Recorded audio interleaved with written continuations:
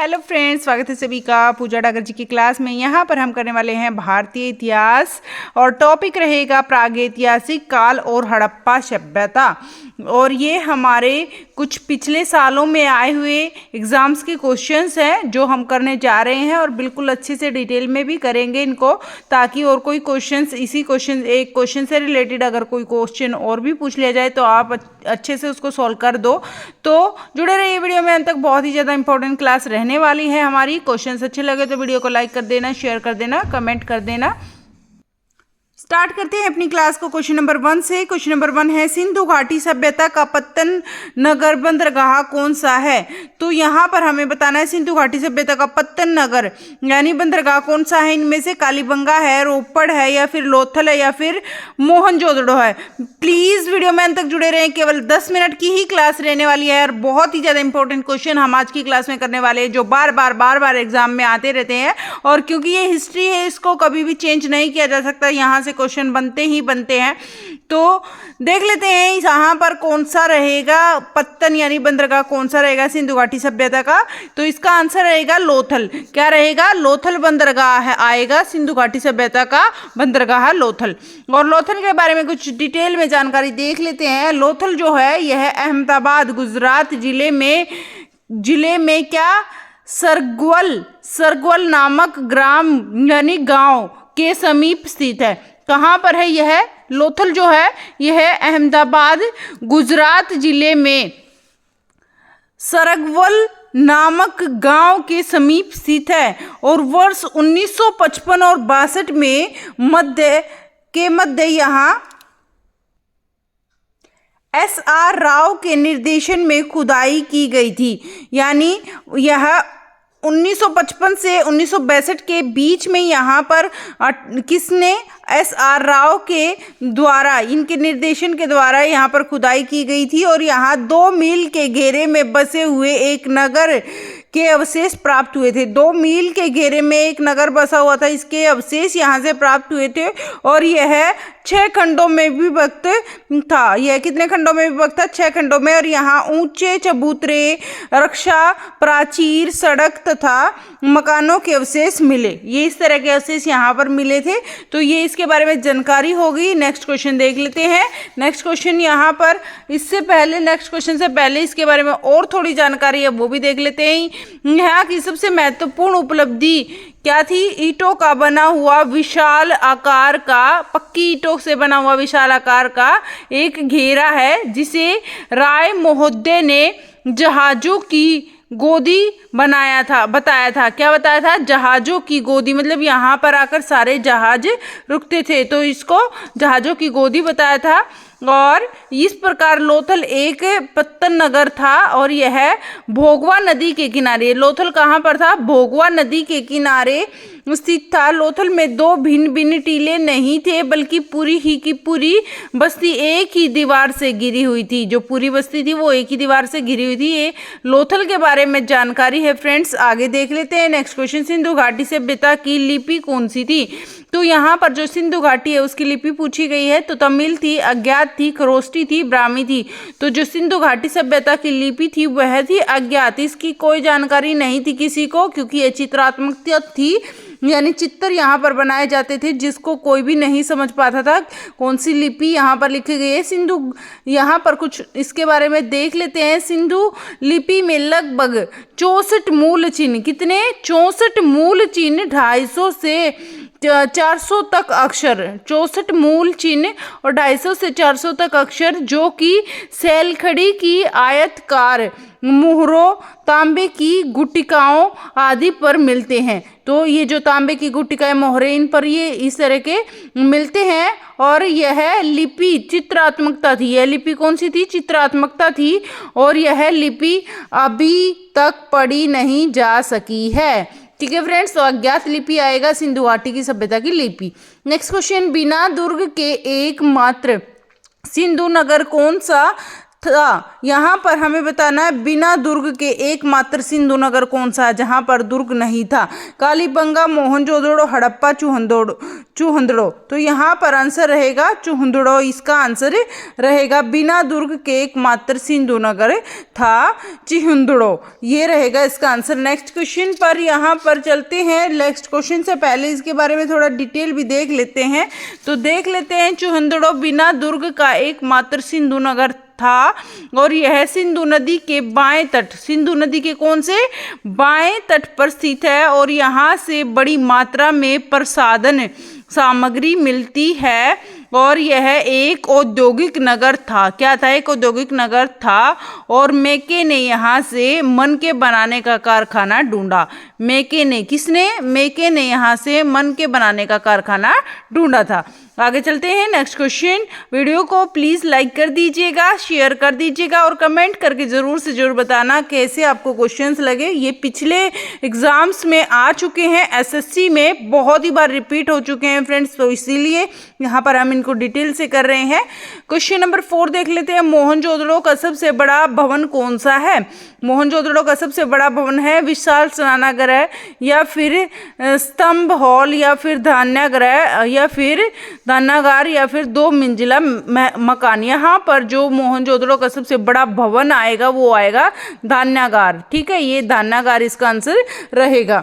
मोहनजोदड़ो का जो धान्यागार है वह 45.71 मीटर लंबा तथा 15.23 मीटर चौड़ा था, जो कि ये वहाँ का सबसे बड़ा भवन था।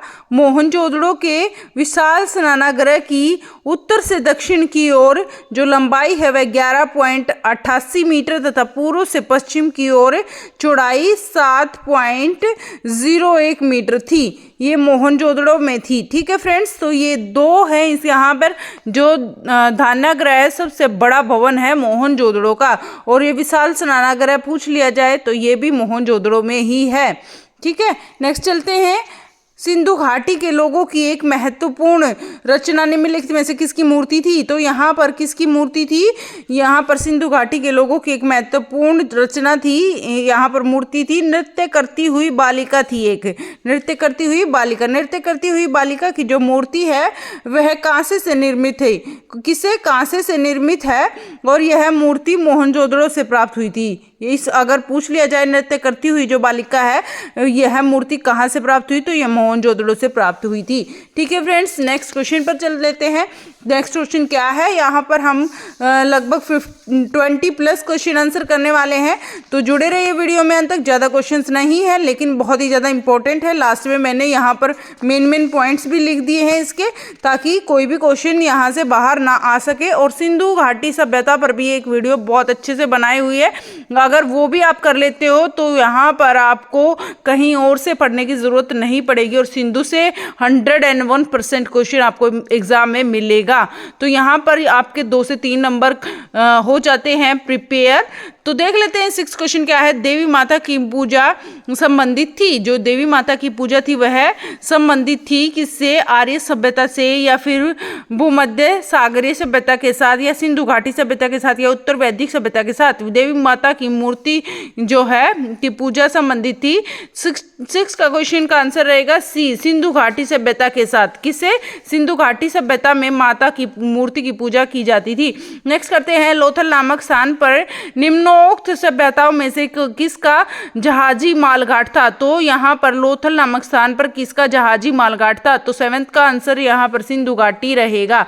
क्या रहेगा? सिंधु घाटी रहेगा। नेक्स्ट क्वेश्चन देख लेते हैं। सिंधु अर्थव्यवस्था की ताकत थी, तो सिंधु अर्थव्यवस्था की ताकत कृषि थी। क्या थी? कृषि। ठीक है फ्रेंड्स, एग्रीकल्चर यहाँ पर रहेगा आंसर इसका।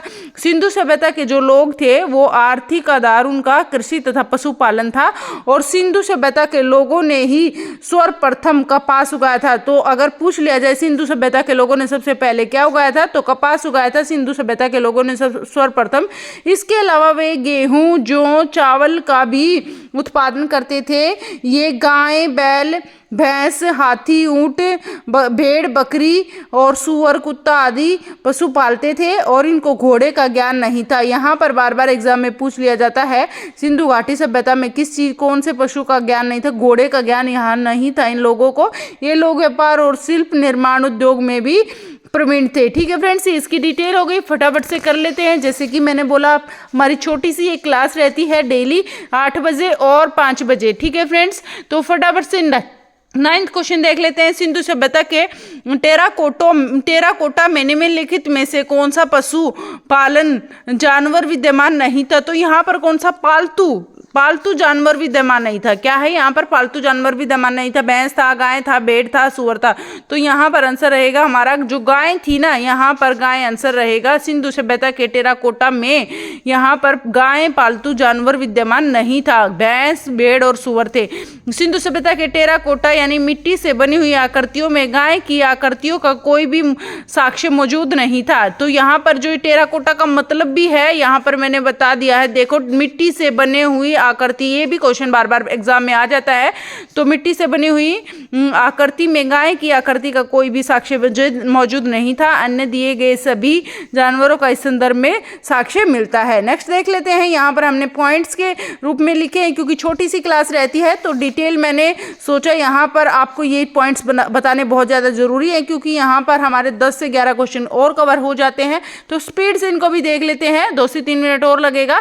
हड़प्पा के लोगों की सामाजिक पद्धति कैसी थी? यह थी उचित समतावादी। कैसी थी? उचित समतावादी पद्धति थी सब हड़प्पा के लोगों की सामाजिक पद्धति। हड़प्पा सभ्यता के लोग मुख्यतः मातृ देवी की उपासना करते थे। मातृ देवी की उपासना करते थे इस टाइम पर, और यहाँ पर पशुपति को भी उपासना की जाती थी। सिंधु घाटी के जो घर थे वो ईंटों से बने हुए थे, तो पक्की ईंटों से बने हुए थे सिंधु घाटी के जो घर थे। हड़प्पा के निवासी शहरी थे। कैसे थे? शहरी निवासी थे क्योंकि हड़प्पा सभ्यता एक नगरीय सभ्यता थी और सिंधु घाटी की खुदाई में मिले अवशेषों में से तत्कालीन व्यापारिक और आर्थिक विकास की द्योतक क्या थी? मुद्राएं थी। यहाँ पर आर्थिक विकास की जो द्योतक थी वो मुद्राएं थी। नेक्स्ट पॉइंट पर चलते हैं। 15 क्वेश्चन देख लेते हैं। हड़प्पा की सभ्यता जो थी वो कांस्य युगीन थी। कैसी थी हड़प्पा सभ्यता? कांस्य युगीन थी।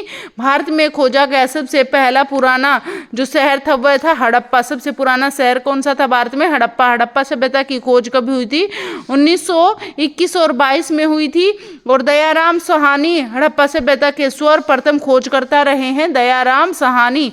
और कालीबंगा राजस्थान के हनुमानगढ़ जिले में स्थित है। जो कालीबंगा है राजस्थान के हनुमानगढ़ जिले में स्थित है। कालीबंगा याद रखना है आपको। टेराकोटा द्रव्य का उपयोग हड़प्पा काल की मुद्राओं के निर्माण में किया जाता था। आगे चलते हैं। अफवाह तंत्र का निर्माण सबसे पहले सिंधु घाटी सभ्यता के लोगों ने किया। अफवाह तंत्र की अगर पूछ लिया जाए तो इसका निर्माण सबसे पहले सिंधु घाटी सभ्यता के लोगों ने किया था। और पूरा लेख विद्या का अभिप्राय यहाँ पर शिलालेखों का अध्ययन था। पूरा लेख विद्या का क्या अभिप्राय था? शिलालेखों का, यानी जो पत्थरों पर लेखन किया गया था उसका अध्ययन करना था। ठीक है friends, thank you so much. छोटी सी क्लास थी ये अपनी, और क्वेश्चंस आपको कैसे लगे जरूर से जरूर बताइएगा कमेंट बॉक्स में। और फिर मिलते हैं नेक्स्ट वीडियो में शाम को 8 बजे। प्लीज आप टाइम से आ जाइएगा शाम को 8 बजे। Bye bye, take care, keep smile. फिर मिलते हैं, तब तक के लिए आप हंसते रहें, मुस्कुराते रहें, ख्याल रखें अपना। Bye bye.